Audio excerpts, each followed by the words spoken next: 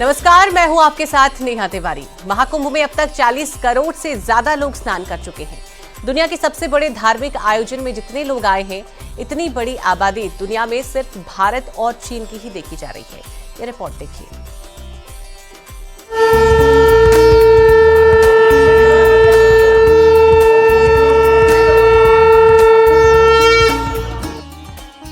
महाकुंभ में 26वें दिन ही एक बड़ा रिकॉर्ड बन गया है। महाकुंभ के आयोजन की तैयारियों के वक्त योगी सरकार ने जो अनुमान लगाया था, वो आंकड़ा महाकुंभ ने 26वें दिन ही छू लिया है। महाकुंभ में अब तक 40 करोड़ से ज्यादा लोगों ने स्नान कर लिया है। महाकुंभ में अभी 19 दिन और बाकी हैं। इन 19 दिनों में यह आंकड़ा 60 करोड़ तक पहुंच सकता है। इसमें सबसे ज्यादा श्रद्धालु मौनी अमावस्या के दिन पहुंचे थे। मौनी अमावस्या को करीब 7.25 करोड़ श्रद्धालुओं ने संगम में डुबकी लगाई थी। वहीं मौनी अमावस्या से एक दिन पहले भी करीब 5 करोड़ श्रद्धालुओं ने पवित्र स्नान किया था। महाकुंभ के पहले अमृत स्नान पौष पूर्णिमा पर 2.5 करोड़ से ज्यादा लोगों ने स्नान किया था। वहीं तीसरे और आखिरी अमृत स्नान बसंत पंचमी पर भी 2.5 करोड़ श्रद्धालुओं ने पवित्र स्नान किया। महाकुंभ में तीनों अमृत स्नान तो बीत चुके हैं, लेकिन अभी 2 मुख्य स्नान और बाकी हैं। 12 फरवरी को माघी पूर्णिमा और 26 फरवरी को महाशिवरात्रि पर भारी भीड़ उमड़ने की उम्मीद है। इन दोनों स्नान की तैयारियों में प्रशासन जुटा हुआ है। देश दुनिया से श्रद्धालुओं के आने का सिलसिला अनवरत जारी है। महाकुंभ के रिकॉर्ड की बात करें तो दुनिया में सिर्फ भारत और चीन की आबादी 40 करोड़ से ज्यादा है। बाकी सभी देशों की आबादी 40 करोड़ से कम है। यानी आंकड़ों की तुलना करें तो अमेरिका की कुल आबादी से करीब 22% ज्यादा, पाकिस्तान की आबादी से लगभग डबल, इंडोनेशिया की आबादी से डबल, रूस की आबादी से 3 गुना, ब्रिटेन की आबादी से 6 गुना, ईरान की आबादी से 4.5 गुना, श्रीलंका की आबादी का 19 गुना और नेपाल की आबादी का 13 गुना लोग अब तक महाकुंभ में डुबकी लगा चुके हैं। आप अनुमान करिए, अभी प्रयागराज में महाकुंभ का आयोजन 26 फरवरी तक चलेगा। 20 दिन और होने हैं। 39 करोड़ श्रद्धालु तो अभी तक आ चुके हैं और 39 करोड़ का मतलब दुनिया की तीसरी बड़ी आबादी, यानी भारत की आबादी या तो इससे ज्यादा है या चीन की आबादी इससे ज्यादा है। महाकुंभ में इतनी बड़ी तादाद में आए लोगों के लिए व्यवस्थाएं भी इसी के मुताबिक की गई थी। योगी सरकार ने तैयारियों के वक्त ही 40 करोड़ से ज्यादा लोगों के आने का अनुमान लगाया था। इसी के मुताबिक तैयारी की गई थी और वो आंकड़ा महाकुंभ ने 26 दिन में छू लिया। महाकुंभ में करीब 10 लाख कल्पवासी आए। उनके रहने खाने की व्यवस्था की गई। साथ ही कई वीवीआईपी और विदेशी मेहमानों ने भी महाकुंभ में स्नान कर पुण्य कमाया। सभी ने सरकार की तरफ से की गई व्यवस्थाओं की जमकर तारीफ की। Bureau report, news 18।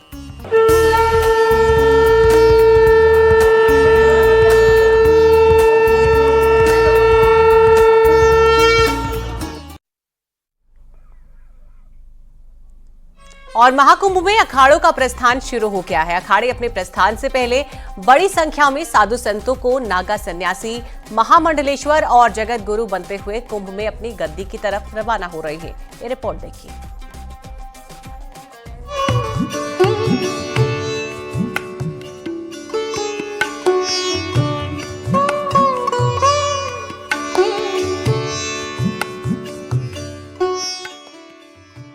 संगम की धरती पर आयोजित हो रहे महाकुंभ मेले में अखाड़ों के तीनों अमृत स्नान पूरे हो चुके हैं। अखाड़े अब महाकुंभ मेले से रवाना होने की तैयारी कर रहे हैं। महाकुंभ मेले में अब तक निरंजनी अखाड़े में 1500 से ज्यादा नागा सन्यासी बनाए गए हैं। निरंजनी अखाड़े में 20 महामंडलेश्वर और 1 जगत गुरु बनाया गया है। बात जूना अखाड़े की करें तो उसमें भी इस बार 71 महामंडलेश्वर बनाए गए हैं। किन्नर और निर्मल समेत सभी अखाड़ों ने अपने संतों को महामंडलेश्वर और जगत गुरु जैसी उपाधियां दी हैं। इसी कड़ी में गुरुवार को बैकुंठ धाम के शिविर में अनेक धर्माचार्य जगत गुरुओं की मौजूदगी में चित्रकूट धाम के स्वामी अनंताचार्य का पट्टाभिषेक कर जगत गुरु की उपाधि दी गई। बड़े संयोग के बाद इस महाकुंभ में भगवान की कृपा से गंगा यमुना के तट पर अनेक धर्माचार्यों के बीच अनेक जगत गुरु महापुरुष उपस्थित हुए इस मंच पर, और आज यह सौभाग्य प्राप्त हुआ, जगत गुरु की उपाधि प्राप्त हुई। बैकुंठ धाम के शिविर में हुई धर्म सभा में शामिल धर्मगुरुओं ने देश विदेश में सनातन धर्म के प्रचार प्रसार को लेकर मंथन किया। सभी साधु संतों ने सनातन धर्म के प्रचार प्रसार का संकल्प लिया। मुख्यमंत्री योगी जी ने इस महाकुंभ के आधार पर सनातन धर्म को आगे की ओर बढ़ाया है। ठीक इसी प्रकार से हम लोगों को भी इस सनातन धर्म को आगे की ओर बढ़ाने का अवसर प्राप्त हो रहा है, और प्रयास करेंगे कि हम लोग भी इसको आगे की ओर बढ़ाते हैं। वहीं बुधवार को पंचायती अखाड़ा श्री निरंजनी ने साध्वी सत्य प्रिया गिरी को महामंडलेश्वर बनाया था। निरंजनी अखाड़े के सचिव और अखिल भारतीय अखाड़ा परिषद के अध्यक्ष महंत रविंद्रपुरी और आनंद अखाड़े के पीठाधीश्वर आचार्य महामंडलेश्वर स्वामी बालकानंद गिरी की मौजूदगी में साध्वी सत्य प्रिया गिरी का पट्टाभिषेक वैदिक मंत्रोच्चारण के साथ किया गया था।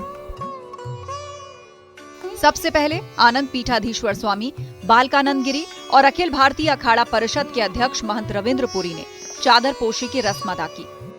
साध्वी सत्य प्रिया गिरी की गुरु साध्वी रितंबरा भी मौजूद रहीं। उन्होंने भी अपनी शिष्या को महामंडलेश्वर बनने पर आशीर्वाद दिया। निरंजनी अखाड़े के संत महात्माओं ने भी इस मौके पर साध्वी सत्य प्रिया गिरी पर पुष्प वर्षा और चादर पोशी कर उन्हें सम्मानित किया। महामंडलेश्वर की पदवी मिलने के बाद साध्वी सत्य प्रिया गिरी ने कहा कि वो अपनी गुरु साध्वी रितंबरा की तरह सनातन धर्म के लिए काम करती रहेंगी। मेरे पूज्य दादा गुरुदेव युगपुर स्वामी परमानंद गिरी जी महाराज और उनकी ही बहुत कृपा पात्र शिष्या परम पूज्य दीदी माँ साध्वी रितंबरा जी जो मेरे गुरुदेव भी हैं, सदैव उन्होंने अपना जीवन राष्ट्र के लिए आहूत किया। इस देश में जब हिंदू कहना भी सांप्रदायिक था, तब कहो वीर शिवाराणा प्रताप का गूंज उठा वो नारा है, कहो गर्व से हम हिंदू हैं, हिंदुस्तान हमारा है। उन्होंने हिंदुत्व के भाव को जगाया था, और हिंदू वो विचारधारा है जो चींटी तक की भी रक्षा की भावना रखती है। तो उसी परंपरा को आगे बढ़ाते हुए सनातन धर्म के लिए, राष्ट्र के लिए जो भी अपना बलिदान हो सकता है, जो भी देश के लिए के हित में हो सकता है, सदैव उसको करने का सत प्रयास करें। पंचायती अखाड़ा श्री निरंजनी के शिविर में आयोजित कार्यक्रम में अखाड़ा परिषद के अध्यक्ष महंत रविंद्रपुरी भी शामिल हुए। उन्होंने साध्वी सत्यप्रिया गिरी के महामंडलेश्वर बनाए जाने पर खुशी जताई। पूरा भारत जिस दीदी रितंबरा को जानता है, उन्हीं के शिष्य सत्यप्रिया गिरी, उनको आज निरंजनी अखाड़े में महामंडलेश्वर बनाया गया है। और सबकी उम्मीद है, सबकी आशा है, सत्यप्रिया गिरी सनातन संस्कृति का पूरे देश विदेश में प्रचार प्रसार करेगी। जैसे उनके गुरु दीदी रितंबरा ने सनातन के लिए कार्य किया है, वैसे भी वो आगे कार्य करती रहेगी। जितने भी संत हैं, हम अपने लिए कार्य नहीं करते, हम समाज के लिए काम करते हैं, सनातन के लिए काम करते हैं। इसीलिए महामंडलेश्वरों की नियुक्ति होती है। जो महामंडलेश्वर सनातन के लिए कार्य करता है, दूसरों के लिए कार्य करता है, उसी को महामंडलेश्वर माना जाता है।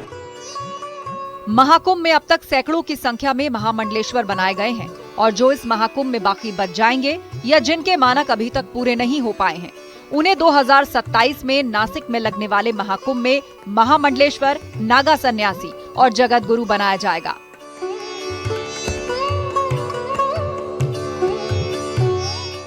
महाकुंभ से सर्वेश दुबे के साथ ब्यूरो रिपोर्ट, टीम न्यूज 18।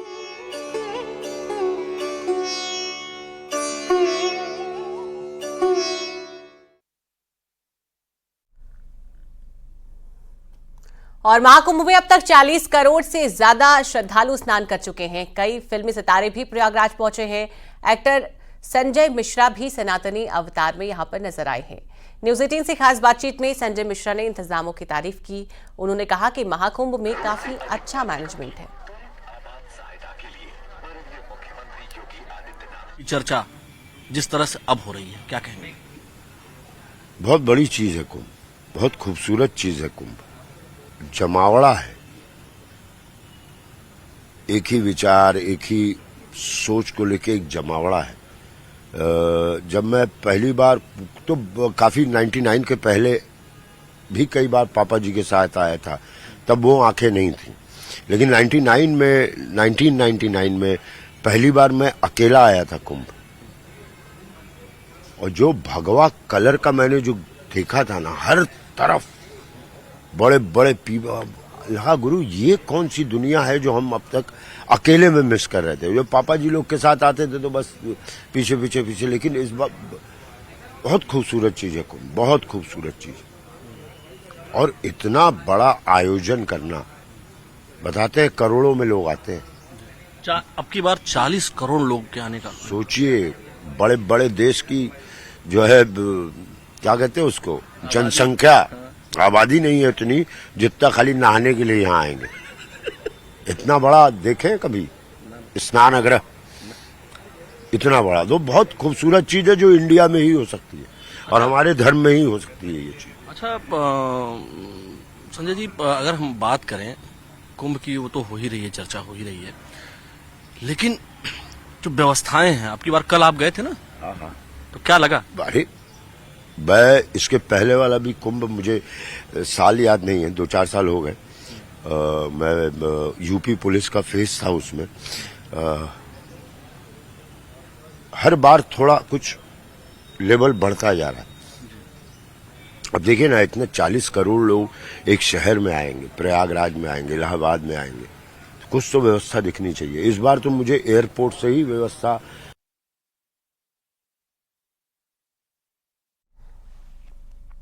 और बसंत पंचमी के अमृत स्नान के बाद नागा सन्यासियों का जत्था काशी पहुंचने लगा है।